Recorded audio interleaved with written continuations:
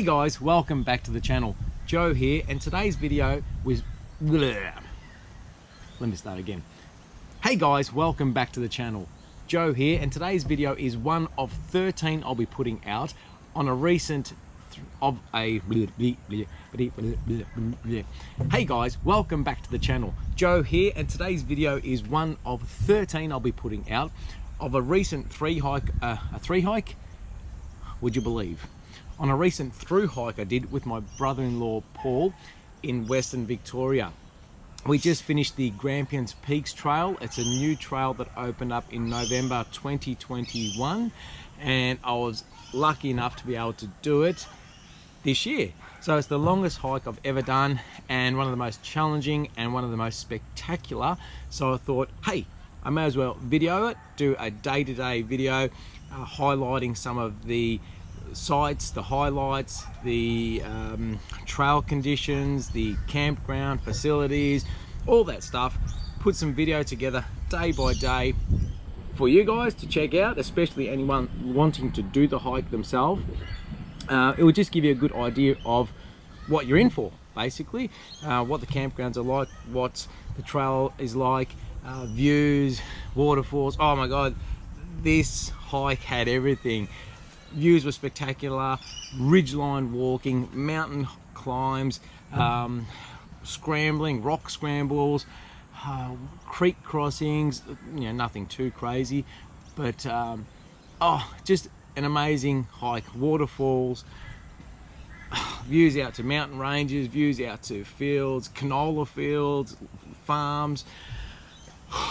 I'm still on a buzz, I'm still on a high from it. It's just such an awesome hike. So anyway, I thought I'll put together, like I said, probably 3 times now, a day-to-day video, and I'll start off each video with me giving you a description of the day, and then followed by some footage so you can check it out and kick back. Anyways, let's get into it. First things first, I should say, I'll be putting out a separate video covering logistics, especially if you're traveling from interstate like we did and relying on public transport. Whew, yeah, bit of a mission getting there. So I'll have a separate video covering logistics. You can employ services, different companies for hiker support if you wanted to arrange a food drop down the trail, if we did, as we did, like on day 9 I think it was, and also if you need to get transport like we did as well. We needed transport from Halls Gap up to the northern terminus, which was Mount Zero, or the northern trailhead I should say, northern trailhead, which is Mount Zero, and then we needed someone to pick us up at the southern end, which was Dunkeld. So yeah, we employed the services of a great company, Grampian Peaks Walking Co. Really good guys, really professional, and absolutely awesome. Just such nice people. There's also a gear shop in town where you can get all your essentials. If you've forgotten something, if you've forgotten some socks, or if you have one of your shoes blow out, there's not many shops in Hall Gaps. There's some great cafes, restaurants. Anyway, that's the video. Let me get onto that in another one. But there's a great hiking shop there as well if you need to get any gear or last minute supplies or whatnot. Let's get into it. Alrighty, so definitely suggest getting a map from Parks Victoria. They've got 3 maps covering the 3 different sections of the trail. There's the north, central, southern. Let's start with the north. Here it is. And the maps have got a lot of information. They've got distances between campgrounds, facilities at each campground, big map of the trail, pronunciation of the different campgrounds, meanings, yeah, and please forgive me if I do get pronunciation wrong on any of these campgrounds. They are indigenous names and there's a meaning toward them, so I do not mean to offend anyone if I pronounce anything wrong. I'll do my best. Please forgive me if I do. Yeah, so let's get into it. I've taken some notes too on each day. Very professional. I don't know. Anyway, let's go. So day 1 started at Mount Zero car park. We got a lift up from Halls Gap, as I said earlier. The first day was a 12.9 kilometer section of trail. Some of the highlights of the, I'm just reading this, that's why I keep looking down from my notes. Some of the highlights from the first day were like amazing views. First up, I mean, you're climbing up mountains, you're along ridge lines, and you have just these amazing views, 360-degree views at times, views out to the west of mountain ranges, views out to your east of farmland, views out to the south where you can see different lakes and where you're headed. Oh, mind-blowing. So views are insane. What else do we see? Views to Mount Stapleton, views to Mount Zero. There was a side trail to go up Mount Stapleton. When we got there on day one, it was raining. Like, it was raining, I mean, understatement. Raining lots, winds, 90km/h winds. So it was a bit hectic weather-wise, but in saying that, and in typical Melbourne, well, Victoria fashion, I'm originally from Melbourne, so I can say this, you do have 4 seasons in one day. So we had rain, we had strong winds, and we had sun, and we had a little bit of blue sky. So we had a bit of a mix-up, but majority of it, it did rain, not crazy, but enough to for us to have our wet weather gear on to stay protected from the elements. And if I didn't say this already, I will be doing another video separate to the day-to-day encounters, covering gear that we took along, food that I took along, yeah, just all that type of stuff there. And at any stage, any of these videos, if you have any questions, please leave a comment below and I'll get back to you as best possible and answer you as best possible as well. I'm getting off track here. Okay, where was I? No, I'm not on track. Speak of track. Alrighty, so yeah, views were insane, and some waterfalls, or one big waterfall, creek crossings. Oh, and in springtime, did this hike in spring, the wildflowers were in bloom. Spectacular. You come across low-lying forest where sections where you'd be walking through. There's a car going past. I'm in a park doing this because I just can't seem to get anywhere where it's quiet. At home, the dog will start barking, or the neighbours, or people doing work, or that's another thing altogether. But what was I saying? Oh yeah, the wildflowers. So there's wildflowers were in bloom, yellows, purples, whites. So beautiful. And wildlife, oh, eagles, kangaroos, wallabies. In Hall's Gap, emus were mainly there. Didn't see many on the trail, any actually. Birds, like, just amazing. Wildlife, scenery. You can tell I'm still buzzing. The trail itself, the footpad was great all along, and you had different types. You had rocky slabs, you had ridgeline walking, which was really, really cool. You had sandy sections where it's just like sandy path, which is weird, must be from the sandstone, I'm guessing, over time breaking down. You had exposed areas where you're up high on mountain peaks, and you have other areas where you're in low bushland or forest, and you got wildflowers and Australian native trees and plants around you. So nice. And you'll see, hopefully it comes out well in the video, which you'll see of the trail when I finish with my talking here now going on. Alrighty, what else was there? Some of the things which were really spectacular on day one was the Taipan Wall. The colours in that wall as you pass by, orange and reds and yellows, and awesome. Just really surreal. It felt surreal. It was just really, really cool. Rock formations, there's a lot of different rock formations and boulders and sections which you'd have to sort of make your way through. There's one rock called Bird Rock, and it really does look like a bird. You'll see that in the video.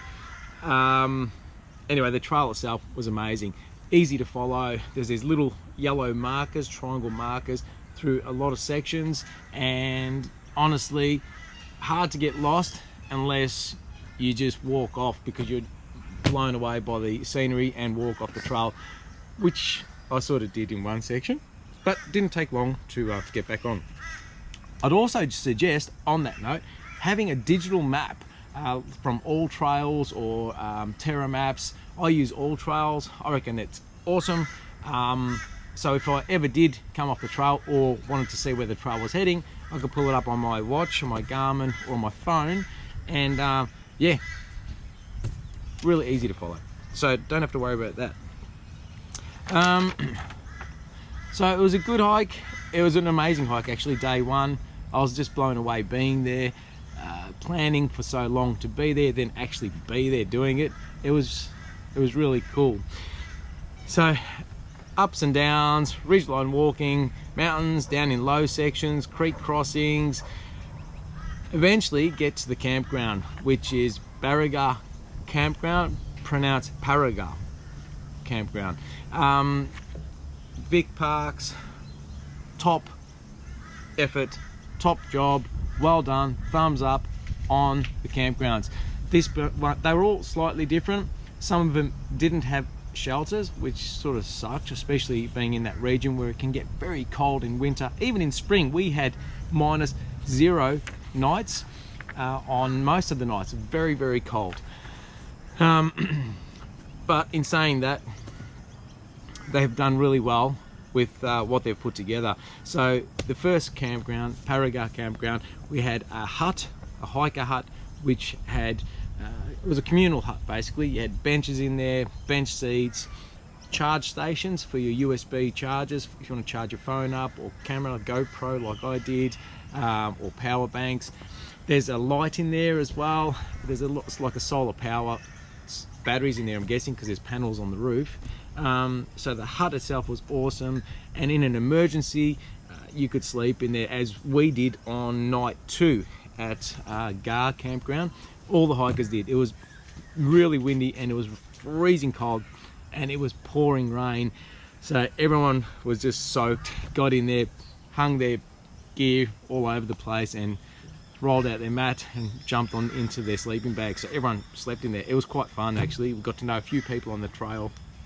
It was really cool. So at Barigar campground, there's a hut, there's water tanks, there's toilets, charge stations, tent pads, timber decking type of tent pads with chains. There was 1, 2, 3, 4, 5, 6, 7, 8 chains which you can pull out and they lock in and clip onto your tent.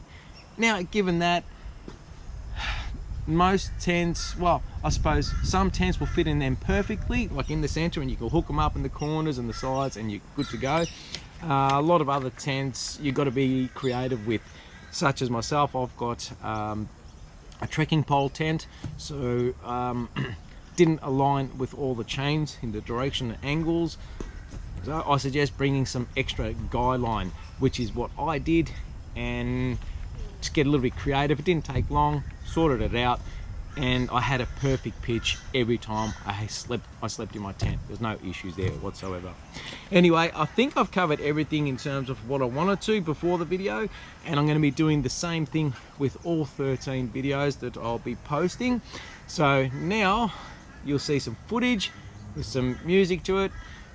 I hope you like it. This has all been filmed on my GoPro Hero 7, which I love this little camera. It works a treat. If you have any comments you'd like to post, please leave them down below. If you have any questions, leave them down below and I'll get back to them as best possible. And I think I've already said that. Yes, I probably have. And like always, if you like my video, if you enjoy the video, please leave a like, subscribe to the channel, hit the notification bell for future videos I put out there, and if not, that's okay too. But really appreciate your support, and yeah, I'm just stoked to be able to do this for you. All right, without further ado, thanks so much for watching. Happy hiking. Bye for now.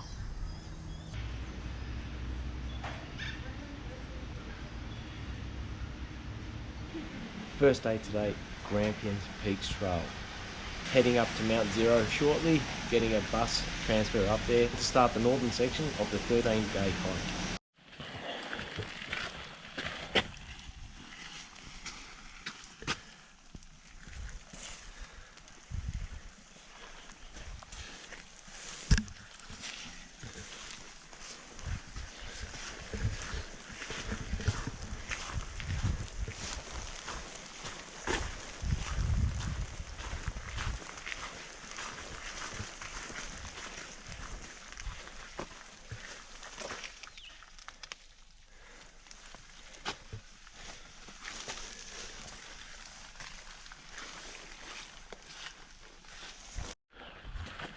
Just starting our 160 kilometre 13-day hike of the Grampian Peak Trail, starting at Mount Zero car park, and off we go.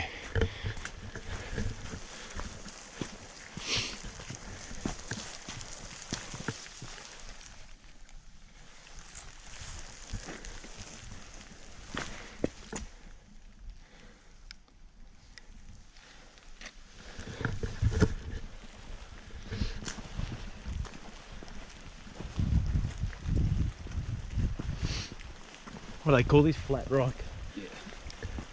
Yeah. Anything but.